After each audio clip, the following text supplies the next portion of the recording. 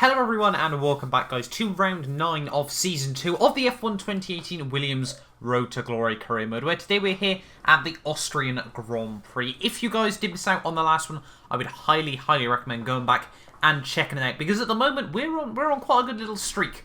I like to think, so far this season I think we've scored points in 4 of the 8 races overall, which I will certainly take. In terms of the car, we are now well and truly a midfield runner as well, but as you can see, coming into this Austrian Grand Prix weekend, it's going to be a mixed conditions race. But something I sort of just wanted to talk about first of all, though, is that performance graph. As you can see, going into the next couple of rounds, we are basically going to have the best aero in Formula 1, but unfortunately that doesn't make it as easy as you think. Pretty much in terms of vehicle performance, Ferrari, Red Bull and Mercedes are all pretty much tied overall, and then every other team but Toro Rosso is pretty much all on level pegging as well here. So these next few Grand Prix weekends, and obviously the rule changes coming at the end of the season, are going to be absolutely crucial to where we could find ourselves, because honestly, I do genuinely think at this point Season 3 could even be our year. But in terms, though, of free practice, obviously a fairly simple session on the whole. 357 points taken away takes us just up to 771, which is once again going to be another vehicle upgrade on the car. We are now a maxed out veteran on this game as well here. 13 out of 25 aero upgrades completed now, and as you can see, well, just look how close it is between everyone apart from really Haas and Toro Rosso. Even the midfield apart are close to the top 3 overall as well here, which is obviously really exciting to see, and obviously hoping we can try and continue on at this good form ourselves, because currently I think we're standing in P8 overall in the Drivers' World Championship as well, which obviously I will certainly take. In terms of an upgrade, though, I think we are going to, as I said, go for another aerodynamic upgrade on the car, solely focusing on that at the moment. You can see we've actually got a very weak chassis, but honestly I've sort of found it to be quite irrelevant on this game so far. But moving into qualifying then, Q1 obviously a fairly sort of textbook showing for ourselves. Obviously this track as well should suit the Williams car. Obviously they were able to get pole here back in 2014 as well. As you can see by the end of Q1, both myself and Sergio Perez and Esteban Ocon, they're really able to mix it up with the top runners in Q1 here. Charles Leclerc would be down in P9 with Alonso 10th, and I think my teammate Lance Stroll would unfortunately just miss out on making it through into Q2, which is obviously very frustrating here. I'm 10 places above him, yet 4/10 of a second quicker, which really does go to show how tight it really is at this stage of the season here. Coming through, though, on my Q2 run, as you can see, we're marginally up on Sergio Perez as we come through in towards the final sector of the lap here. Austria was well a really good track for ERS usage. We were basically able to run it in hot lap and overtaking everywhere that we want to. As we come through the final corner, though, down towards the line, where are we going to be? It is going to be the fastest lap in Q2 there. 3/10 clear of Lewis Hamilton. Unfortunately, he would go quicker than me right towards the end of the session there, but just look, quicker than Valtteri Bottas and both Red Bulls there. So let's go on board then into Q3 here. Obviously, quite possibly my best shot ever in a qualifying position in this Grand Prix. We went out for a quick banker lap before this one, breaking though down in towards Q1, take a nice amount of curb there, run the curb on the outside on the exit, and now it's just a case of cycling up through the gears, using the overtake mode in the top 2 gears, obviously, so we can try and utilise that extra little bit of power here. Brake at the 100 metre board at the top of the hill there. Get nice, good traction on the exit there. A little bit of wheel spin, but not too much altogether. Up into 7th, once again, back down into overtake ERS deployment mode. They're really ideal here, as now as we brake just at, well, between the 100 metre board and the gantry as we come down the hill once more here, down in towards the final sector of this lap. Now we've got a couple of corners where the aerodynamics really should come alive here through. Missing the apex ever so slightly, use all the track space and a little bit more through the second part of the corner there. Once again, do the same sort of thing, pretty much right the way up to the grass here. Back down into overtake mode as we come down in towards the final couple of corners of this lap here. Run, just about keep it between the white lines here as we come through the final corner. Now the run to the line, we're going to leave it all the way over to 6th gear, use all of the revs, and it's going to be a 1:04.1 there. An absolutely fantastic lap, if I do say so myself. I don't think there was going to be any more time on that. We would go out for one more run right at the end of the session, obviously using up that that 4th and final set of tyres there. But that is us done for qualifying for the Austrian Grand Prix, and it is pole position here. Obviously, Williams were able to get it back in 2014 around this track as well, so that's well, 5 years between the two pole positions here, which is obviously absolutely fantastic for us. Pole position over Sebastian Vettel, and I think it's safe to say, you know, that lap, it wasn't the AI or poor. I would like to think, you know, that lap was pretty much maximum attack ready for this Austrian Grand Prix. But we're going to be starting for the very first time in this Williams Road to Glory career mode on pole position. Let's see what we can do in the race. Good afternoon and welcome to Spielberg and to a circuit that in one form or another has held every Austrian Grand Prix. So here we are then, ready for the Austrian Grand Prix, and as I said, we start in the best seat in the house here, ready for this Grand Prix. Today, pole position. Didn't think I'd be saying that this early on in this career mode, but, you know, the performance and, you know, just raw pace we've been able to have over these last couple of rounds has really shown that, you know, we do sort of deserve these, you know, good qualifying results overall, I'd like to think. In terms of last year's Grand Prix, obviously, current championship leader Kimi Räikkönen would actually take home that Grand Prix victory ahead, 2 tenths clear of Valtteri Bottas at the end of that Grand Prix, with Sebastian Vettel coming through for P3, with Hamilton 4th, the two Red Bulls 5th and 6th, with Sergio Perez 7th, Sainz 8th, Magnussen 9th, and we'd actually be able to take a 1 vital championship point in that Grand Prix as well. That really does go to show, you know, this Austrian Grand Prix circuit does really, really suit us as well. Grosjean and Ocon, the two Frenchmen, would just miss out on points, with Hülkenberg and the other Frenchman of Pierre Gasly just a little bit further down than that. But yeah, in terms of this Grand Prix, as you can see, Kimi Räikkönen, a 22-point lead in the Drivers' World Championship over his teammate Sebastian Vettel. I'm sure he'd love to stretch that out to over a 1-race victory after this Grand Prix. Ferrari still have near enough double the points of any other team as we come into this Grand Prix, and it's looking like they are still an unstoppable force. 7 wins from 8 so far this season, but we start in front of them on pole position. Sebastian Vettel starts P2 alongside with Ricciardo and Raikkonen 3rd and 4th. The Mercedes lock out the 3rd row there with Perez and Ocon locking out the 4th row. Alonso just made it inside the top 10 with Charles Leclerc down in P14. My teammate Lance Stroll, as I said, would just miss out down in P16 and getting into Q2, with the Toro Rossos down on the back row of the grid, something that we have said a whole amount of times so far this season.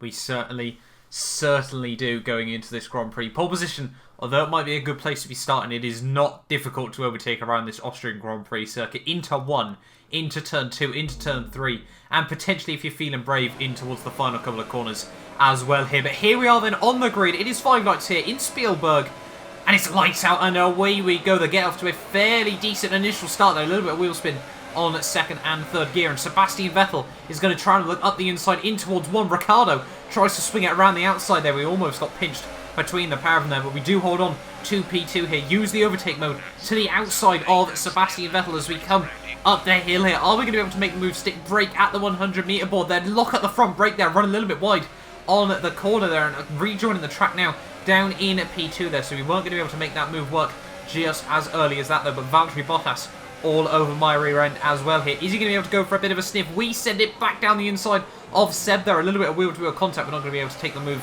that easily there as Seb on the power on the exit will be able to hold on as we now plummet down through this middle sector here, trying to take a nice late apex through there. We really cannot afford to let Seb get away in the opening laps of this Grand Prix here. You know, we've really got a very strong chance of winning this Grand Prix. You know, if we can stay in the slipstream, or if obviously we can jump him here. Coming down in towards the final couple of corners of lap 1, you can see just about keeping it between the white lines. They're pushing to the absolute limit here out of the final corner. We're going to bring it back up into hot lap mode, back down into overtake to the outside of Sebastian Vettel as we start lap 2 of this Grand Prix. We are just about going to be able to keep it around the outside. A wheel spin on the exit, but it will actually impose our overtaking move. I think it's just like Jenson Button did back in Brazil, all the way back in 2009 there against Kamui Kobayashi. Valtteri Bottas is going to be able to follow me through there once again. Lock up, run wide at the top of the hill there, and that's going to give Bottas and Seb a good chance there. Seb gets squeezed out on the inside there, and now we're going to slip into the slipstream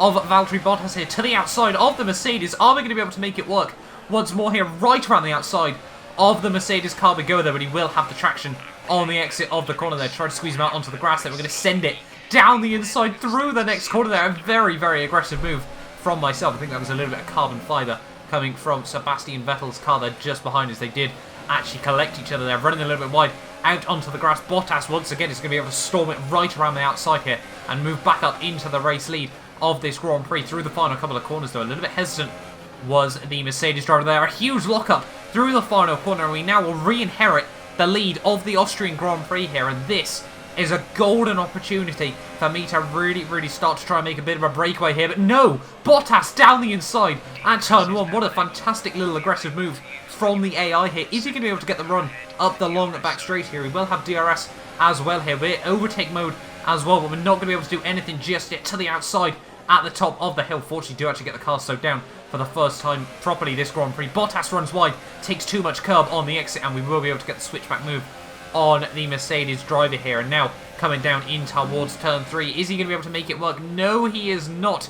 And now, as I said, we need to really take this golden opportunity to try and sprint away just a little bit from the AI. But once again, Bottas down the inside as we come through the double left-hander here. Is he going to be able to make it work? Squeezes out wide over the curbs there. And yes, once again, the Mercedes is going to be able to make it work there. And Sergio Perez in the Force India now. He's up into P3 here. So we've got 3 Mercedes-powered cars from 3 different teams in the top 3 here. We try to have a sniff up the inside of Valtteri Bottas. That got very clumsy between the pair of us. They're out of the final corner, though, onto lap 4 of this Grand Prix. And what a sensational start to this race it's been so far. What's that? 7-8 driver swaps for the race lead here in just the opening lap. Bottas makes a mistake through turn 1 there. That's going to give us a golden opportunity up this long back straight. Well, I say back straight, obviously not particularly much of a straight. Perez looks to the outside here. We're going to be 3 wide coming up to the top of the hill there. Who is going to come out on top? We try to squeeze them both a little bit wide. Perez gets completely squeezed out there, but we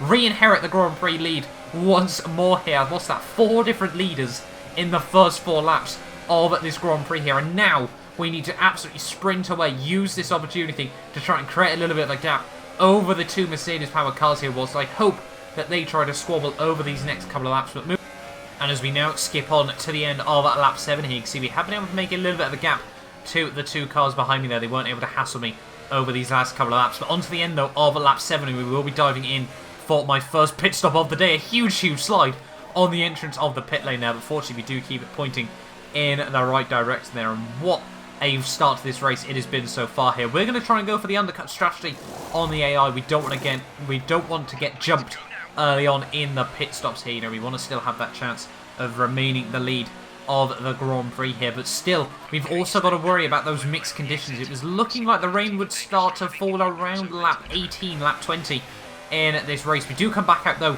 in P15 here, just ahead of my teammate Lance Stroll, and now we've got a good couple of seconds to the cars ahead here, but just 2 laps later, all now over the back of Kevin Magnussen here. These guys really holding each other up here. We've got Lewis Hamilton clearly struggling, as well as Stoffel Van Dorn tries to have a look to the inside in towards turn 1 there. We go to the outside of K-Mag after trying to have a sniff up the inside. Past him now to the outside of Lewis Hamilton there as well. A little bit of wheel-to-wheel contact as he tries to squeeze me very much up to the grass there. And now past Stoffel Van Dorn as well, braking in towards turn 2 there. Very close to running into the back of Fernando Alonso. But we will now move up into P12 of this Grand Prix.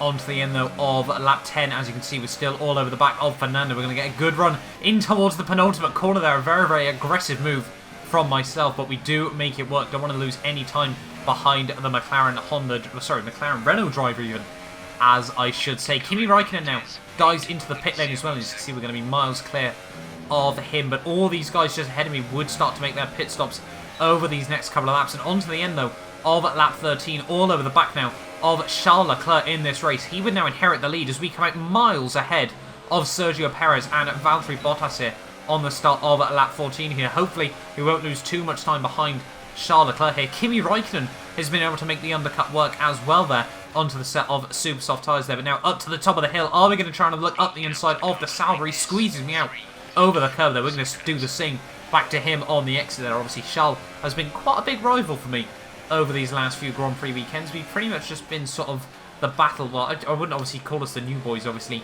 in Season 2, but we've been the guys, you know, starting out in the worst cars, but we've really been able to make it work overall in the opening half of, well, the opening half of this season, especially here. But on to lap 21 now, as you can see, Kimi Räikkönen less than 2 seconds behind me here, but Austria is beginning very overcast on lap 21 of this Grand Prix. You can see our tyres as well really starting to get to the end of their life. Usually speaking, you only want to take the tyres to about 60% wear on this game, unless you can try and keep them really within a good operating window here. Up to the top of the hill now, and when is this rain gonna start to fall here? It's now just a matter of time, because we really need it to start raining sooner rather than later here. There we go. There is that little flash of rain, and now the track is going to start hopefully getting a little bit damp. The heavy rain was expected to come quite soon as well here, so really for me, as I said, we just need this rain to come as soon as possible. Lap 23 now, and Kimi Räikkönen was wasting no more time, sent it down the inside in towards turn 1. We're going to use the curbs on the exit there. Quite a gamble from myself, but we do make it work. But Kimi, they just look at that slipstream DRS and the extra ERS modes as well. He's just going to be able to swap past me here. We tried to have a look up the inside, but Kimi very late on the brakes there, and on those much fresher compounded tyres, there is going to be absolutely nothing we can try to do to defend from the Ferrari driver here. And it's looking, well, at the moment, you know, it's still far from over. The wet conditions could certainly still shake this up. It could just be a case of taking the gamble a little bit earlier than the AI and hoping that it does pay up here. In terms of the weather report, the team still think dries, though, are the best tyre at this current stage of the Grand Prix here, and this is not what I need. You know, we need these wet tyres to really start to come into their own over these next couple of laps here. On to lap 25, you see reach to the top of the hill once more there, and just nothing in the rear tyres there, just completely broke traction before we even tried to use the power on the exit. A new strategy is available, though, according to Jeff, and finally, the intermediate tyres are the tyre that the team reckon is going to be strongest over these next couple of laps of this Grand Prix. So we're going to take that gamble on the end of lap 25 here. As you can see, 11 laps to go of this Grand Prix. Just look how little grip we've got left on these drives, dipping it into the gravel trap as we come in towards the third last corner here. Now, down into the pit lane. Unfortunately, we clip the curb on the inside. Have to go for a bit of a quick 360 there. That unfortunately gives us a puncture. So it's a good job we weren't trying to take these tyres any further in this Grand Prix. But that is not going to be ideal for myself. We have lost a huge amount of time from that little spin there. Sideways coming into the pit lane for the second time in this Grand Prix there. Fortunately, we don't get a warning for pit lane speeding here. But now, 10 laps to go of this Grand Prix. This could make or break our race here. Get a very clean pit stop there, 2.2 ahead of, well, where are we going to come out? It's going to be about P10, maybe even P11 here if Alonso is going to be able to get the run there. And now leaving the pit lane once more here. We have now got 10 laps to go to try and just get this car to the end. Unfortunately, we dinked the wall on the exit of the pit lane now. That's going to give us a little bit of front wing damage as well, though, which is certainly not ideal at this stage of the day. But Fernando is now all over the back of me here, coming up to the top of the hill, though, and, well, there is just nothing on the brakes at the moment. And honestly, when I saw Fernando just, well, cruise past me here, another new strategy available on the NFD here, and, well, I'll tell you now, it was actually to go back onto the dries, but I simply refused at this stage of the Grand Prix to go back onto those dry tyres. Now, Hulkenberg on lap 28, there was just, well, I don't even know what to describe that with there. We are now definitely going to have to dive it back into the pit lane here on a new set of the dry tyres. The VSC has now been deployed as well here, but it looks like Williams have well and truly screwed up our strategy there, Rob. You know, wanting us to come onto the wets too early in this Grand Prix, but on the other hand, the tyres were completely shot as well, though. We were really just between a rock and a hard place here, trying to dive it into the pit lane. Now Ocon is going to fly past me coming in to the pits as well here on a set of the soft compound tyres here. So we're going to go back on to a fresh set of the dries here, try and just take these through to the end of the Grand Prix. They're a very slow pit stop. Ocon is also having a very slow pit stop by the looks of it there. We are actually going to jump him in the pit lane there. It was my teammate Lance Stroll that fortunately blocked him in the pits there, which is obviously really ideal for myself. And now leaving the pit lane once more here. We're all the way down in P17. Going to be very slow that we don't pick up another piece of damage on the front wing as we exit out of the pit lane here. But now we're back on a set of the dry tyres. Again, the tyre that the team do think is that little bit quicker between now and the end of the race here. 7 laps to go of this Austrian Grand Prix, and honestly, it is not looking good at this stage of the day. Towards the end, though, of lap 29, as you can see, there's just nothing in terms of grip on this car. Ocon, as you can just see behind me, actually made the gamble onto a set of the intermediate tyres here, and honestly, it looks like the gamble has now paid off, and I just can't believe this at this stage of the day.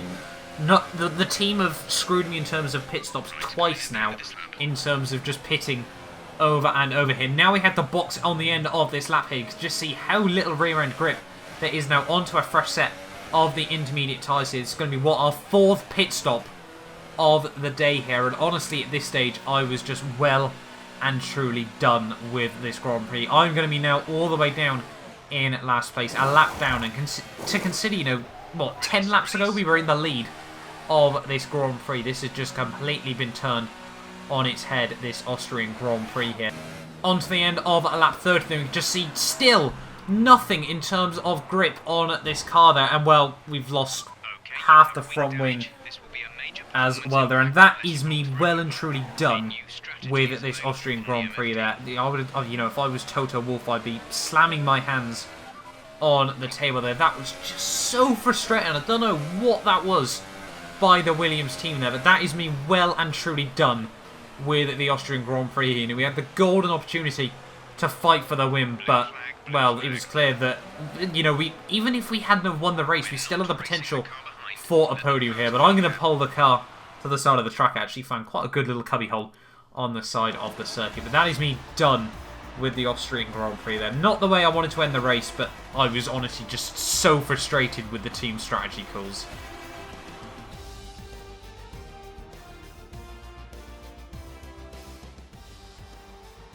Here's our winner, pulling their Ferrari into Parc Fermé. What a fantastic race it was. And I have to wonder, Anthony Davidson, just what set them apart from the competition here. Well, keeping their tyre temperatures up in the tricky wet conditions was really important. There's not much grip out there at the best of times, and it's 10 times worse if you're out there on cold tyres. So the way they kept the rubber in its proper operating window was a huge advantage today. So, here they come now, out onto the podium. Wherever you go, anywhere in the world, the prancing horse flags are dominant in the grandstands, and they're out in force again today. It's Ferrari on the top step once more.